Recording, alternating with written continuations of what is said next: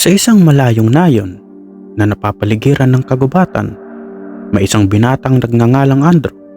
Siya'y kilala sa kanilang lugar bilang matapang, matalino at may likas na tapang sa pagharap sa anumang panganib.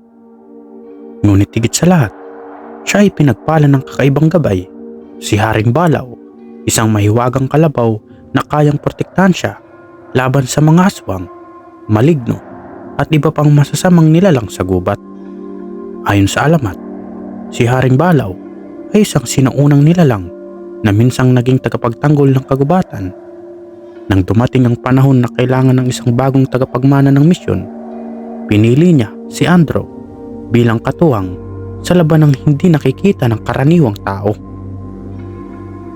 Isang gabi, habang tahimik na natutulog ang nayon, biglang sumiklab ang nakakapangilabot na sigaw mula sa kagubatan. Nagising si Andrew mula sa kanyang pagkakatulog at natanaw niya ang tila usok na pumapaligid sa mga puno ng gubat. Nagmadali siyang magbihis at tinawag si Haring Balaw na agad namang lumitaw mula sa dilim.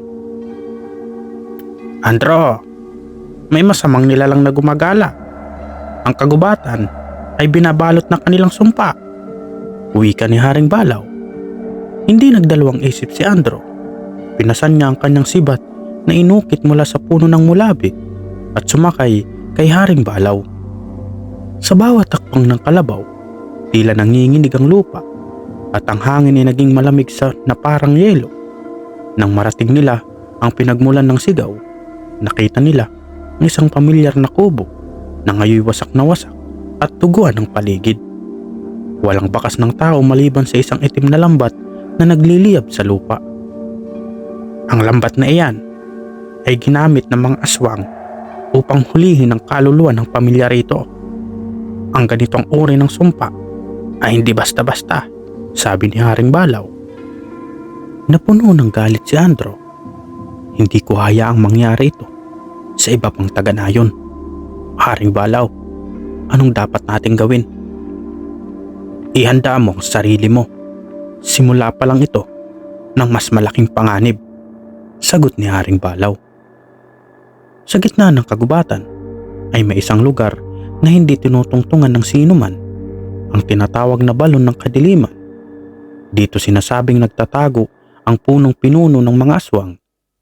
Ang gabing iyon, naramdaman ni Andrew ang isang kakaibang presensya mula sa lugar na iyon. Sa payo ni Haring Balaw, nagpunta sila sa pinakagitna ng kagubatan. Habang papalapit, unti-unting nagbago ang anyo ng paligid. Ang mga puno'y tila buhay, gumagalaw at sumasabay sa bawat hakbang nila. Ang hangin ay puno ng bulong, mga tinig na nagsasabing, "Umalis kayo, hindi nyo kaya ang pwersa namin." Ngunit hindi nagpatinag si Andrew. Sa tulong ni Haring Balaw, nalampasan nila ang mga nilalang na nagtatanggang pigilan sila. Nang marating nila ang balon, nakita nila ang isang babaeng nakaitim, nakakindi ng nakakatakot, hawak ang isang basag na salamin. "Ikaw ang anak ng liwana. Ikaw ang pipigil sa aming lahi. Ngunit hindi kita hayaang magtagumpay," wika ng babae. Mula sa lupa ay lumitaw ang mga halimaw, mabalahibo, may matalim na ngipin at mga mata na pulang-pula. Agad na lumusob si Haring Balaw gamit ang kanyang malalakas na sungay at makapangyarihang paa. Si Andrew naman ay ginamit ang kanyang sibat. Pinatamaan ang bawat halimaw na lumapit. Ngunit sa kabila ng kanilang lakas, mas dumami ang kalaban. Nagsimulang umilingaw-ngaw ang halakak ng babaeng nakaitim. "Hindi niyo ako matatalo. Ako ang reyna ng dilim. At ang kagubatang ito ay magiging inyong libingan. Ha ha ha ha." Sa gitna ng laban, napansin ni Andrew ang isang bagay sa balon. Isang pulang liwanag ang nagmumula rito, tila isang puso na kumikibot. "Haring Balaw, ang balon, iyon ang kanilang pinagkukunan ng lakas." Kahit nasugatan at pagod, sinugod ni Andrew ang balon habang binabantayan siya ni Haring Balaw. Bawat takbang ay tila mabigat, ngunit hindi siya tumigil. Nang marating niya ang gilid ng balon, tumambad sa kanyang isang itim na kristal na nilalabasan ng pulang liwanag. Tinaga ni Andrew gamit ang kanyang sibat ang kristal, ngunit hindi ito nasira. "Andrew, gamitin mo ang kapangyarihan ko!" sigaw ni Haring Balaw. Tumakbo si Andrew pabalik sa kanyang gabay at sabay nilang sinalakay ang kristal. Nang mabasag ang kristal, isang nakakapasong liwanag ang nagbuga mula rito.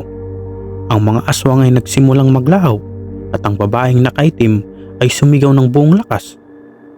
"Hindi pa ito ang tapos! Andrew, babalik ako!" Pagkatapos ng laban, ang kagubatan ay tila bumalik sa katahimikan.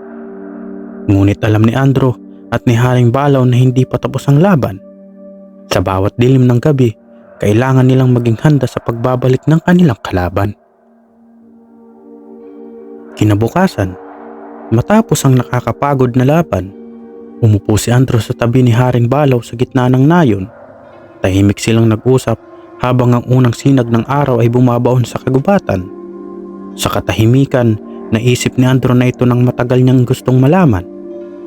"Haring Balaw, sino ka ba talaga? Bakit mo ako pinili bilang kasama mo?" sambit ni Andrew. Huminga ng malalim ang kalabaw at tila bumigat ang hangin sa paligid. "Noong unang panahon, ako'y hindi isang kalabaw lamang.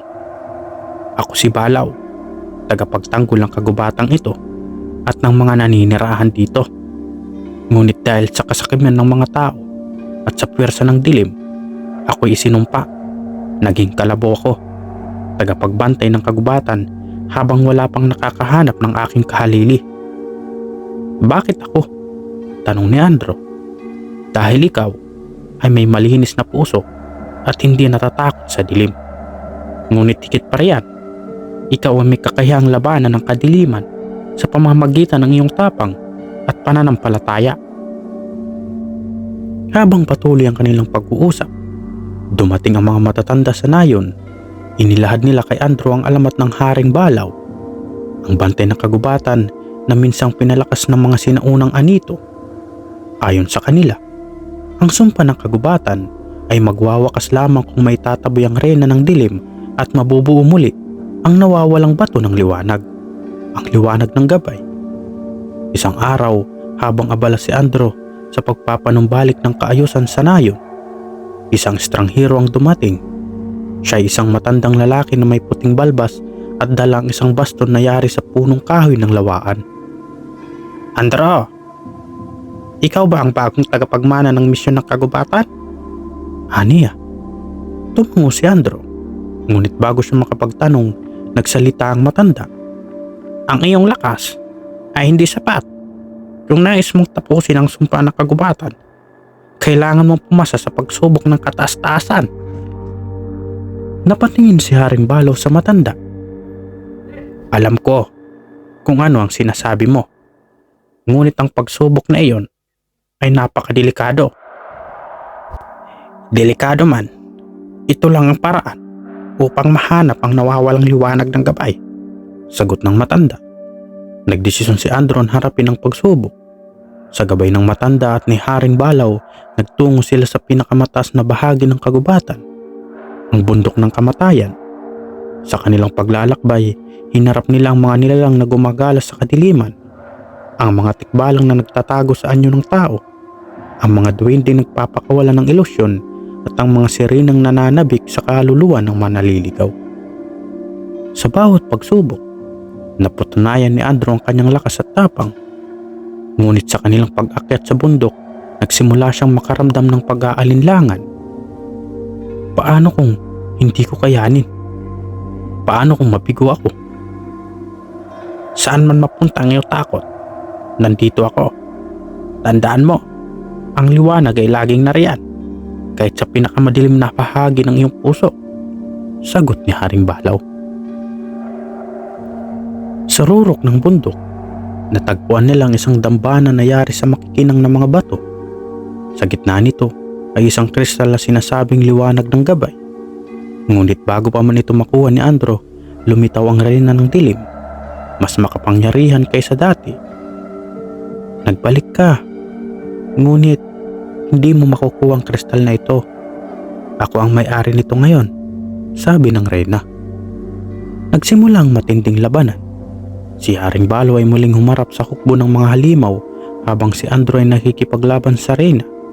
Gamit ang natutunan sa mga pagsubok, ginamit ni Andrew ang kanyang lakas at talino upang makalapit sa kristal. Sa sandaling mahawakan niya ang liwanag ng gabay, isang malakas na liwanag ang bumalot sa buong bundok. Ang mga halimaw ay naglaho at ang reyna ng dilim ay napasigaw ng galit. Hindi pa tapos ito, Andrew, aniya, bago tuluyang maglaho. Hawak ang kristal. Naramdaman ni Andrew ang kakaibang lakas at kapanatagan. Haring Balaw, nahanap na natin ang kailangan upang wakasan ang sumpa, aniya. Bumaba si Andrew at si Haring Balaw mula sa bundok ng kamatayan. Tangan ang liwanag ng gabay. Sa bawat hakbang nila, tila nagbabago ang paligid. Ang mga puni muling nabuhay, ang hangin ay naging sariwa, at ang dilim ng kagubatan ay unti-unting naglalaho. Pagdating sa nayon, sinalubong sila ng mga taga-nayon na may halong takot at pag-asa. Tumayo si Andrew sa gitna ng plaza, hawak ang kristal at sinabi, ang sumpa ng kagubatan ay malapit nang matapos. Ngunit may isa pang huling hakbang na kailangan gawin. Lumapit ang matandang estranghero. Ngayon ay nakangiti at sinabi, Andrew, ang liwanag ng gabay ay kailangan muling itanim sa puso ng kagubatan. Ang sagradong punong mulabi, doon lamang mabubuo ang balanse ng liwanag at kadiliman. Ngunit ang sagradong puno, sambit ng isang matandang nayon, ay nasa pinakapuso ng kagubatan, kung saan pinakamatindi ang kapangyarihan ng reyna ng dilim. Nagsimulang paghahanda para sa huling misyon. Ang buong nayon ay nagkaisa, nagbibigay ng suporta at panalangin kay Andrew at kay Haring Balaw. Nagtayo sila ng mga proteksyon sa paligid ng kanilang tahanan habang sina Andrew, Haring Balaw at ang matandang estranghero ay muling nagtungo sa kagubatan upang itanim ang kristal. Habang papalapit sila sa sagradong puno, muling naramdaman nilang mabigat na presensya ng dilim. Ang kagubatan ay tila nagising at bawat hakbang ay sinusundan ng mga matang nagmamasid mula sa dilim. Mag-ingat, wika ng matandang estranghero. Ito ang lugar kung saan ang reyna ng dilim ay nagkokoble. Hindi nagtagal, lumitaw ang reyna ng dilim kasama ang kanyang huling hukbo ng mga halimaw. Mas malalaki at mas mabangis kaysa dati. Akala nyo ba'y matatapos niyo ito? Ang kagubatan ay akin at walang sino man na makakaagaw nito mula sa akin, sigaw niya. Muling sumiklab ang laban. Si Haring Balaw, kahit sugatan na mula sa mga nakaraang labanan, ay buong tapang na sumugod.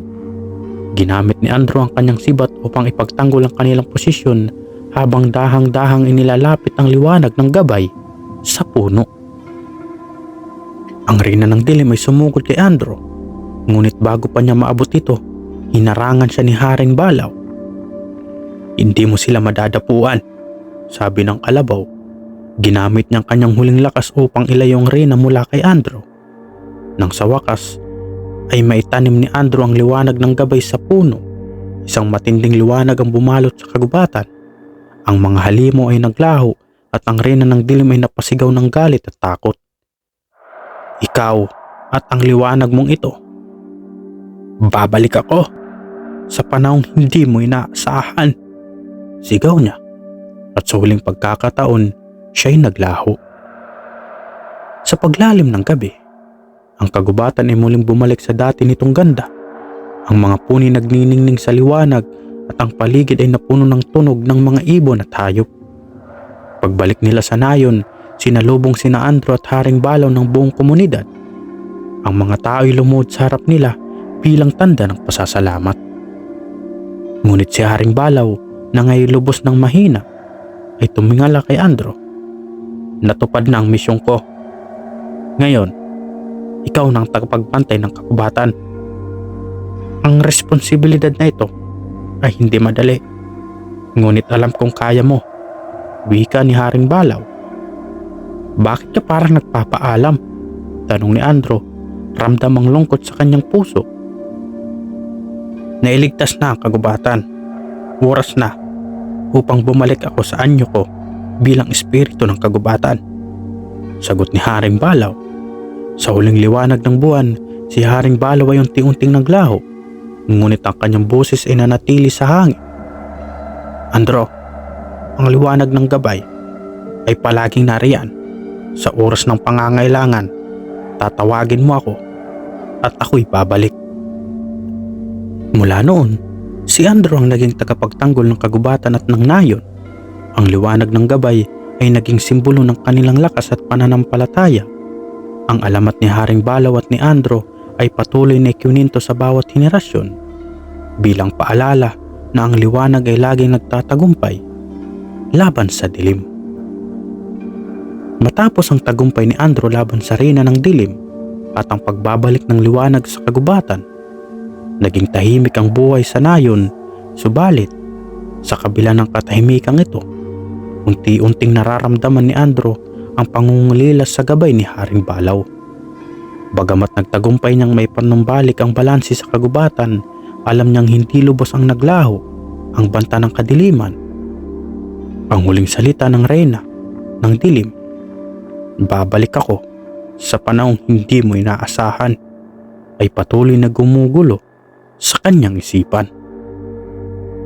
At sa gabi ng 3 anibersaryo ng pagbagsak ng reyna, isang kakaibang liwanag mula sa kagubatang ang muling bumalot sa nayon. Ito ang sinyalis na ang tunay na laban ay hindi pa tapos. Isang gabi, ang buong nayon ay napansin ang kakaibang anyo ng buwan.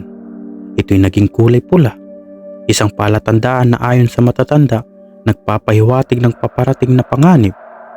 Habang nakatingin si Andro sa langit, naramdaman niya ang malamig na hangin na tila may dalang babala. Muling kumalat ang takot sa nayon. Ang mga matatanda ay nagtipon-tipon sa plaza upang magbigay ng payo. Andro, wika ng pinakamatandang taga-baryo, ang pulang buwan ay sinyalis na muling bumangon ng kadiliman. Ang mga anito ng kagubatan ay nagbabantay. Ngunit kailangan mo maghanda. Hindi mo ito kakayaning mag-isa. Ngunit paano ko harapin ang bagong banta? Tanong ni Andro. Tawagin mo si Haring Balaw. Bagamat wala na siya sa anyong kilala mo, ang kanyang espiritu ay nananatili. Narito lamang siya, naghihintay sa panawagan mo. Sagot ng matanda.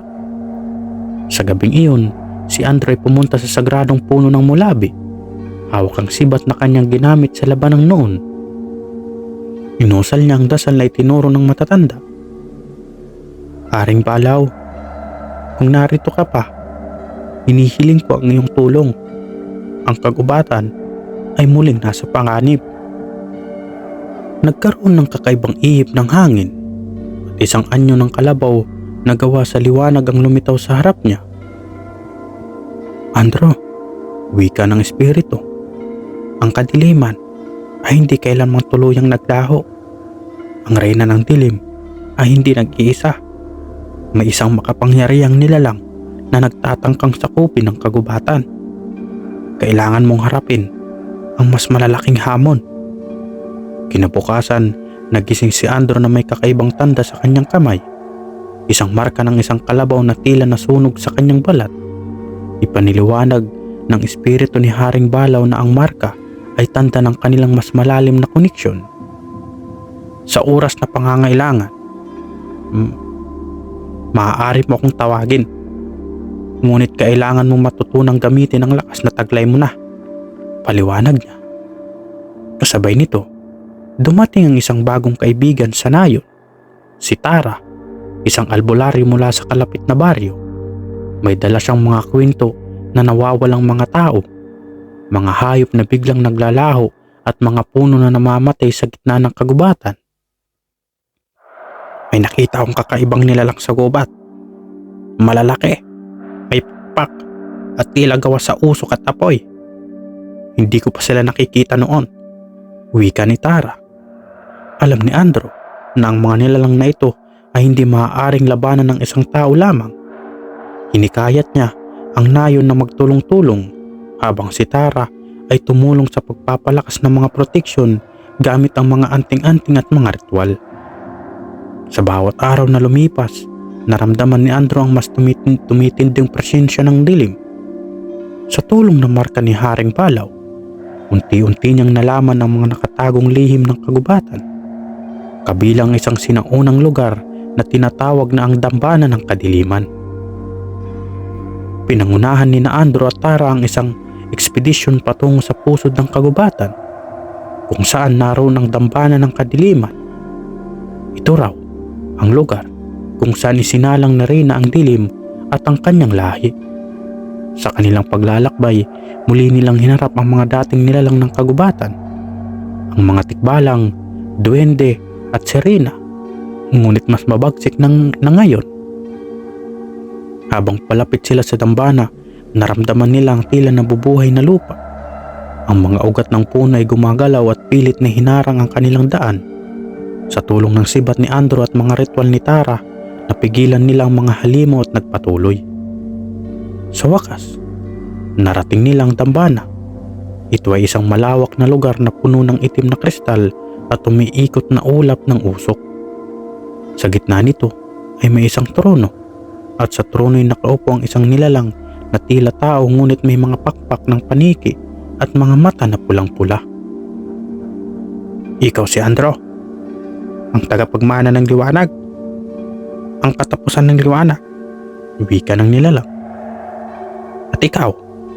Tanong ni Andrew habang mahigpit na hawak ang kanyang sibat. Ako si Lakang-Buso. Ako ang tunay na pinagmulan ng dilim. Ang Reyna ng dilim, siya ay isa lamang aking lingkod. At ngayon, ikaw at ang iyong liwanag ay mawawala na sa akin. Sagot nito. Nagsimula na ang laban, mas madilim, mas mapanganib at mas mapait kaysa sa lahat ng hinaharap ni Andrew. Ngunit sa tulong ng espiritu ni Haring Balaw, ang tapang ni Tara at ang pananampalataya ng nayon, nagsimula nilang unti-unting lampasan ang bawat pagsubok na inilatag ni Lakang-Buso. Nagpatuloy ang laban sa Dambana ng Kadiliman. Ang kagubatan ay nayanig sa lakas ng mga nilalang ni Lakang-Buso, mga anino na hindi tinatablan ng sibat at mga halimaw na parang wala ng katapusan ng pagsugod. Ngunit si Andrew, sa kabila ng takot, ay hindi umatras. Haring Balaw! Sigaw niya habang pinipigilan ng isang halimaw. Gabayan mo ako! Ang marka sa kanyang kamay ay biglang nagningning at sa isang kisap mata lumitaw ang anyo ng espiritu ni Haring Balaw. Ang kalabaw na yari sa liwanag ay sumugod sa mga nilalang ng dilim. At bawat sipa nito at suntok nagwasak sa mga anino. Ang iyong tapang, Andrew, ay ang ating pinakamalakas na sandata. Ngunit alalahanin mong hindi lakas ang laking sagot. Hanapin ang puso ng dilim, wika ni Haring Balaw. Si Tara naman, sa kabila ng labanan, ay nananalangin habang hawak ang kanyang mga anting-anting. Andrew! Sigaw niya. Kailangan nating sirain ang trono. Iyon ang nagpapalakas kay Lakang-Buso. Subukan niyo, sabi ni Lakang-Buso. Ang tinig nito ay umaalingaw sa buong Dambana. Ngunit walang makakatalo sa akin. Ang dilim ay bahagi ng mundo at ako ang hari nito. Habang nakikipaglaban si Andrew, napansin niya ang kakaibang liwanag na nagmumula sa lupa. Sa ilalim ng trono ni Lakang-Buso. Tara! Ang liwanag na iyon. Iyon ang puso ng dilim. Sigaw niya. Agad na sumugod si Andrew sa ilalim ng trono habang nilalabanan ni Haring Balaw ang mga halima. At si Tara, gamit ang kanyang mga albularyong ritual, ay sinubukang pigilan si Lakang-Buso. Sa bawat takbang ni Andrew, nararamdaman niya ang bigat ng kadiliman na tila sinusubukang lamunin ng kanyang tapang. Isang maling hakbang at ikaw ay akin, wika ni Lakang-Buso. Ang kanyang tinig ay puno ng panlilinlang. Ngunit naalala ni Andrew ang sinabi ni Haring Balaw. Ang liwanag ay laging nariyan. kahit sa pinakamadilim na bahagi ng iyong puso. Ginamit ni Andrew ang lahat ng lakas at pananampalataya. Inabot ang sibat at pinukol ito sa ilalim ng trono. Nang tumama ang sibat sa lupa, isang malakas na pagsabog ng liwanag ang bumalot sa buong dambana. Ang trono ay gumuho at ang liwanag mula sa lupa ay unti-unting nilamon ng kadiliman. Si Lakamboso, bagamat makapangyarihan, ay hindi na nakaligtas. Hindi ito ang katapusan, sigaw niya habang unti-unti siyang nilamon ng liwanag. Ang dilim ay laging babalik. Hindi niyo ito matatanggal sa mundo. Sa wakas, nawala ang anino ni Lakamboso at ang kanyang hukbo ng mga halimaw ay naglaho kasabay ng kanya. Ang dambana ng kadiliman ay gumuho at sa halip ay tumubo ang mga puno at halaman. Pagod at sugatan, si Andrew at Tara ay bumalik sa nayon. Ang marka sa kamay ni Andrew ay muling lumiwanag at sa huling pagkakataon, lumitaw si Haring Balaw. Andrew, ang kagubatan ay ligtas na. Ngunit tandaan mong ang liwanag at dilim ay bahagi ng balanse. Ang mahalaga ay ang iyong tapang at paninindigan upang panatilihin ito. Mula noon, ang kagubatan ay muli naging payapa. Si Andrew at Tara ay naging tagapagbantay ng sagradong punong mulabi at ang mga tao sa nayon ay muling nabuhay ng may pananampalataya at lakas. Bagamat nawala na si Haring Balaw sa pisikal na anyo, ang kanyang espiritu ay nanatili, palaging nagbabantay sa kagubatan at sa nayon. Sa bawat gabi na tila bumabalik ang takot, ang liwanag mula sa puno ay nagiging paalala na ang liwanag ay laging magtatagumpay. Wakas.